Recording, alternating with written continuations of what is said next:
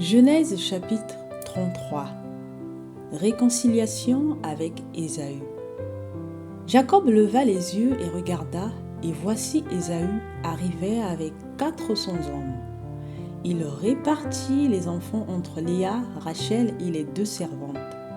Il plaça en tête les servantes avec leurs enfants, puis Léa avec ses enfants, et enfin Rachel avec Joseph.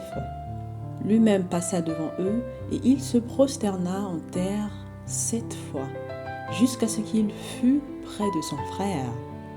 Ésaü courut à sa rencontre, il l'embrassa, se jeta à son cou et le baisa, et ils pleurèrent.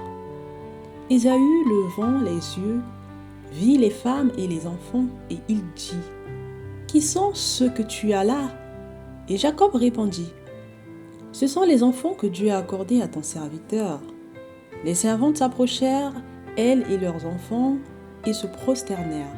Léa et ses enfants s'approchèrent aussi et se prosternèrent. Ensuite Joseph et Rachel s'approchèrent et se prosternèrent. Ésaü dit : « À quoi destines-tu tout ce camp que j'ai rencontré ? » Et Jacob répondit : « À trouver grâce aux yeux de mon Seigneur. » Ésaü dit : « Je suis dans l'abondance, mon frère, garde ce qui est à toi. » Et Jacob répondit : « Non, je te prie, si j'ai trouvé grâce à tes yeux, accepte de ma main mon présent, car c'est pour cela que j'ai regardé ta face comme on regarde la face de Dieu, et tu m'as accueilli favorablement. Accepte donc mon présent qui t'a été offert, puisque Dieu m'a comblé de grâce et que je ne manque de rien. » Il insista auprès de lui et Ésaü accepta. Ésaü dit : « Partons, mettons-nous en route, j'irai devant toi. » Jacob lui répondit : « Mon Seigneur sait que les enfants sont délicats et que j'ai des brebis et des vaches qui allaitent. S'ils en forçaient leur marche un seul jour, tout le troupeau périrait.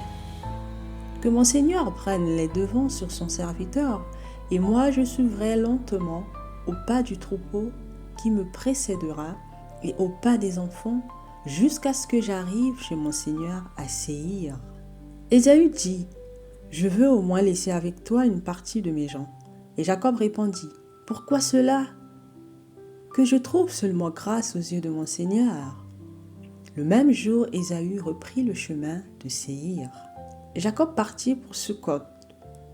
Il bâtit une maison pour lui et il fit des cabanes pour ses troupeaux. C'est pourquoi l'on a appelé ce lieu du nom de Sukkot. À son retour de Padan-Aram, Jacob arriva heureusement à la ville de Sichem, dans le pays de Canaan, et il campa devant la ville. Il acheta la portion du champ où il avait dressé sa tente des fils d'Amon, père de Sichem, pour 100 késitas. Et là, il